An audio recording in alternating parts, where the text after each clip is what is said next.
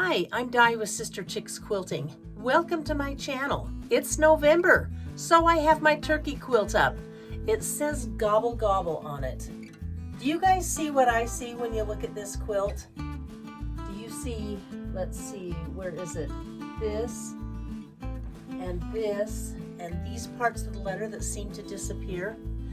It's not what my video is about, but it's like squirrel, it came, I just got distracted. When you're working with colors, it's so important to read them. What that means is you may have a color or a piece of fabric that has a whole bunch of colors in it. Let's take this one, for instance. See all of these colors? What color is that? Is it a blue? Is it an orange? Is it a yellow? You know what you do? You stand back and take a look at it like this, and it reads as brown. And really, this one that has got everything in it, look at those colors in that one right here. You stand back and look at it, and it reads as kind of a light tan or a white. It's definitely a light color. So when I made this quilt, I was a brand new quilter, and I know about reading color, and I know about color, but I didn't think it applied to quilts. And when I did the gobble gobble letters, I thought, oh, this is such a cute green here. I'll put it here and here and here. And guess what? It reads white. So sometimes my quilt, you're not sure what it says. But I did a pretty good job on the orange over here. You can see that I picked colors that all read a nice orange, even though there's pink and a little bit of rust in there and red, it reads orange. So quick little color lesson on reading color. But in the meantime, enjoy my turkey quilt because it's November.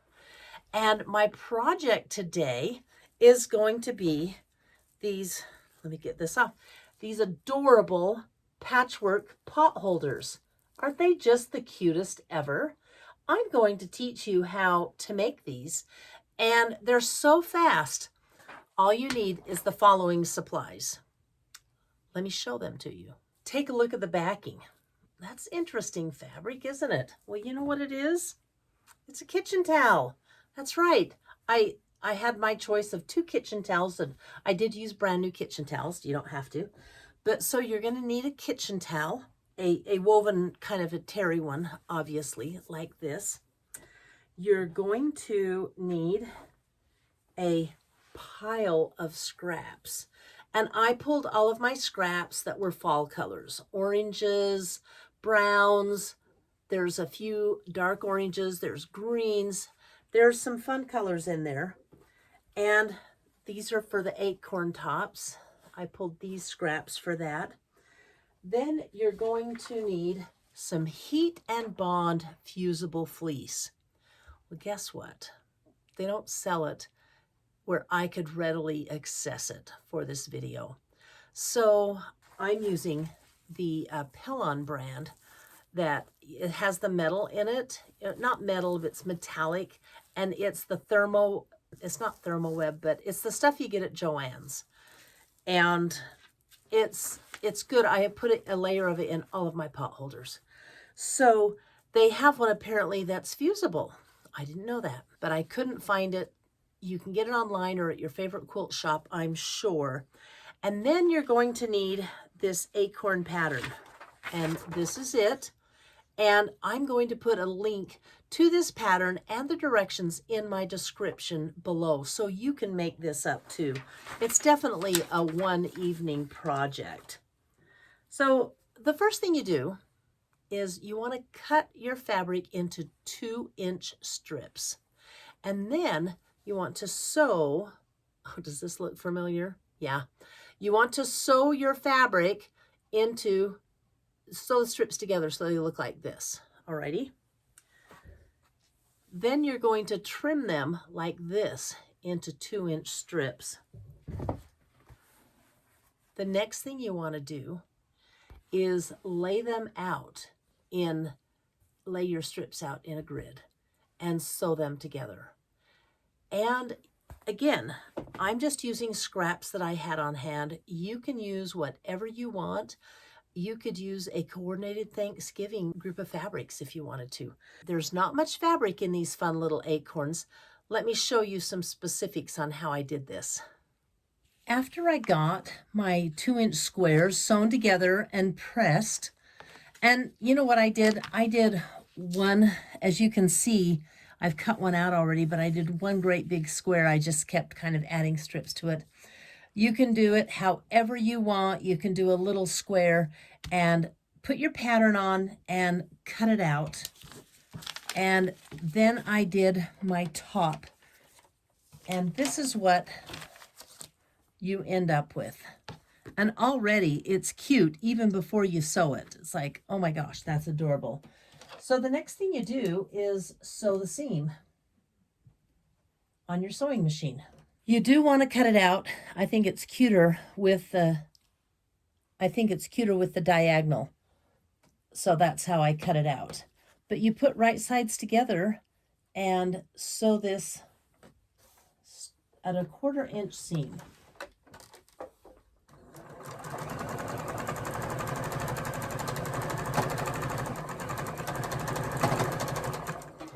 And then you want to iron it open and press it. I'm pressing it using my nifty seam presser or seam roller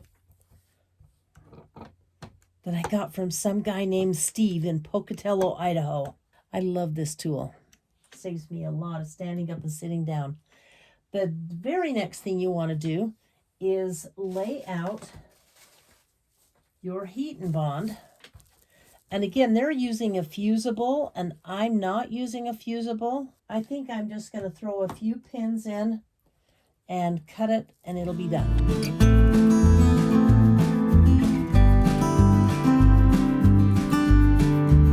Now, if this were fusible, you could just iron it on, but it's not. Because it's non-fusible, I have to take an extra step, and that is to sew it to the edge of this design before I put it together. So I've got my 2 little pot holders. One will get the same treatment.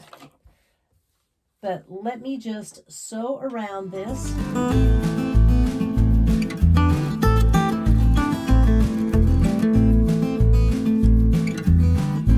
I'm going to trim it up so the backing is even with the pattern. And I don't know if you noticed or not, but I kept lifting up my presser foot. That is because I have the wrong foot on. I have an open toe foot and the fabric kept getting kind of sucked up and buckled in it. I should have changed my foot, but no, I have to do things the hard way, you know. So get this all trimmed up. And the next step is super simple. You put the backing on. Now, I'm going to get my kitchen towel out. So 1 kitchen towel is obviously enough to do, I think, 5 of these. Now, this one that I did, there's 2 different textures. I'm going to try the terry texture rather than this woven texture. Even though the woven texture is kind of cute, kind of hexagon-y, I'm going to go with this texture just for grins and giggles. But you want to lay your pattern onto the towel. Let's see, I can get probably... I'm trying to see where I'm going to get the most bang for my buck here, because I may want to use this towel to make even 2 more.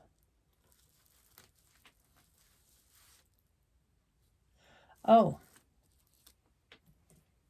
if I'm going to be using the terry side, I better turn it over, because this is actually not a perfectly square design. It's the acorn isn't. So let's turn it over.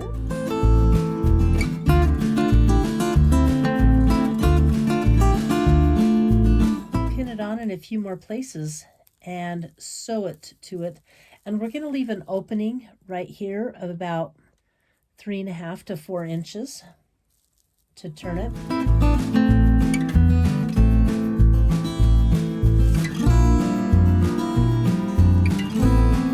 I bet you know what the next step is. You want to clip your corners.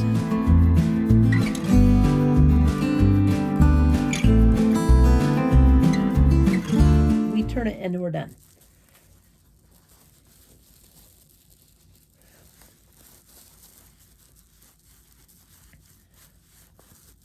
Okay.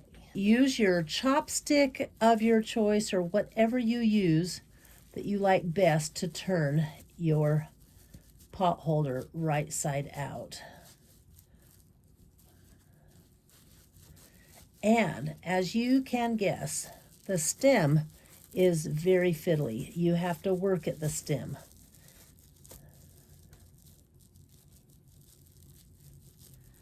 Really working it well, and I'll press it.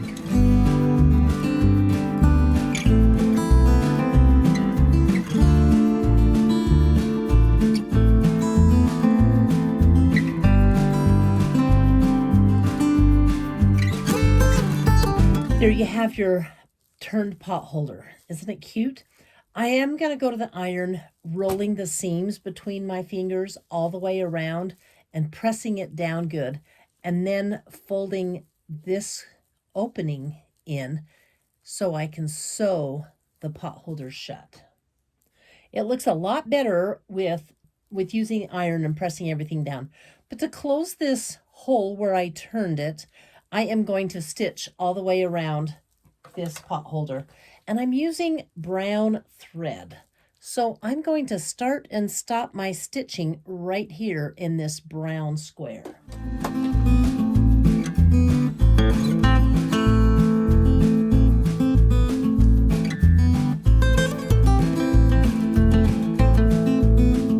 There you have it. Isn't that fast and cute and fun?